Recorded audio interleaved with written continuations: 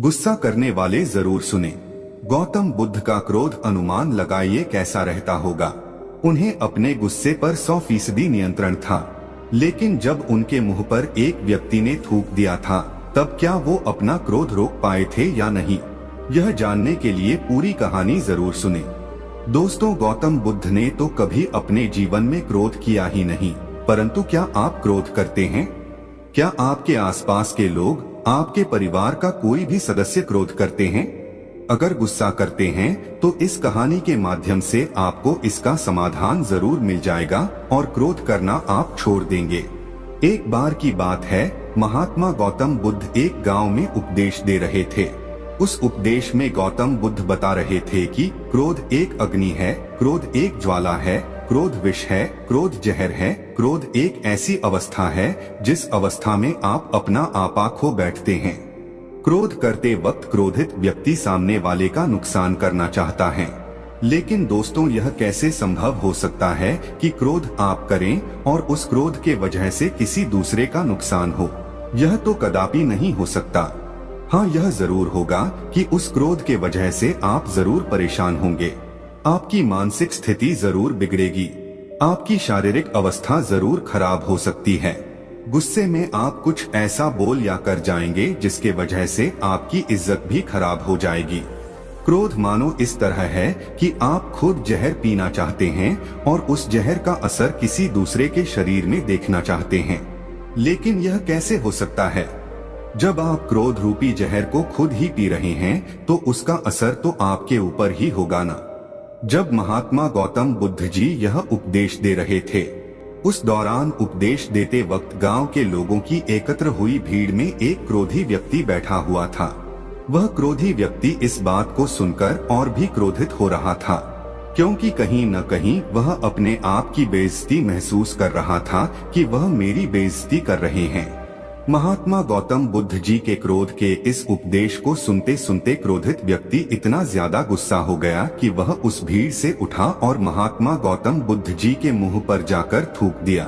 गांव के लोग और शिष्यगण इस हरकत से भड़क उठे। उनका क्रोध इतना ज्यादा था कि वे लोग उस क्रोधित व्यक्ति को मारने पर उतर आए, लेकिन महात्मा गौतम बुद्ध जी ने लोगों को शांत कराया। उन्होंने बड़े ही शांत स्वर में उस क्रोधित व्यक्ति से पूछा, भाई क्या तुम और भी कुछ कहना और करना चाहते हो मेरे साथ? वह क्रोधित व्यक्ति बिना कुछ बोले वहां से चला गया। गांव के सारे लोग और शिष्यों ने पूछा कि हे भगवान, वह बुद्धिहीन आपके मुंह पर थूक कर चला गया और आप क्रोधित नहीं हुए, आपको गुस्सा नहीं आया, भला यह कैसे हो सकता है? महात्मा गौतम बुद्ध जी ने कहा, क्रोध अग्नि और ज्वालामुखी की तरह होता है, इसके चपेट में आने से केवल अनर्थ ही होगा। उसने गलत कार्य किया, अगर उसी की तरह मैं भी क्रोधित हो जाऊं तो मैं भी गलत कार्य कर देता। वह व्यक्ति हो सकता है किसी परेशानी में रहा हो, किसी बात को लेकर परेशान रहा हो, जिसकी वजह से उसने यह गलत कार्य किया हो।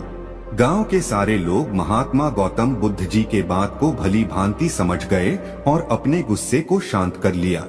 फिर अगले दिन महात्मा गौतम बुद्ध जी दूसरे गांव में अपने उपदेश दे रहे थे।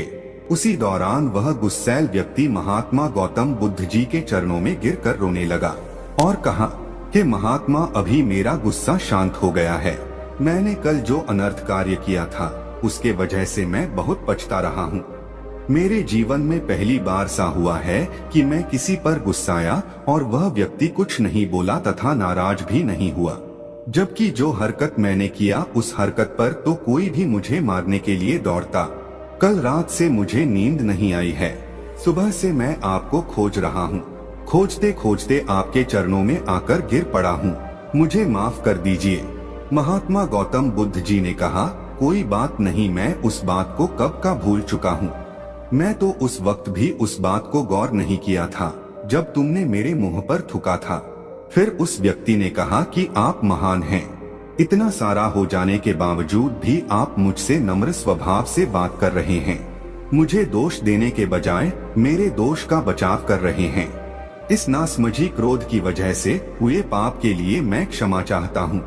गौतम बुद्ध जी ने कहा, तुम्हारा पश्चाताप तुम्हें तुम्हारे क्रोध के अग्नि से मुक्ति दिला दिया है, जाओ सुखी रहो। दोस्तों, क्रोध करके हम अपने दिमाग को खराब करते हैं। क्रोध करके हम अपने जबान से कुछ भी उल्टा सीधा बोल देते हैं। क्रोध करके हम बेवजह किसी से झगड़ा कर लेते हैं। क्रोध करने से हमारे द्वारा की गई निरर्थक कार्य को घंटों तक, दिनों तक, सप्ताह तक, महीनों तक या फिर सालों तक उस बात को लेकर परेशान रहते हैं। कई बार तो हम गुस्से में कुछ ऐसा कर बैठते हैं जो हमारे मृत्यु उपरांत ही खत्म होती है। हम जब किसी भी सही या गलत बात को बर्दाश्त नहीं कर पाते तब हमारा स्वभाव चिड़चिड़ा होता है और हम क्रोध करने लगते हैं। लेकिन उस क्रोध और गुस्से से नुकसान किसका हो रहा है?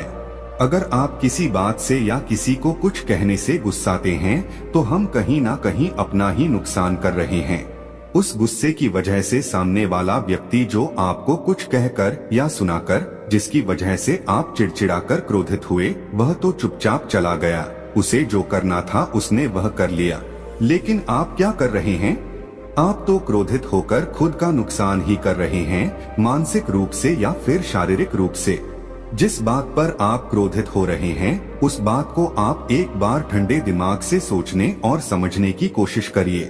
सच में कह रहा हूँ, आप क्रोधित होना छोड़ देंगे, क्योंकि आपको समझ में आ जाएगा कि इसकी वजह से केवल और केवल खुद का ही नुकसान होगा और किसी का नहीं।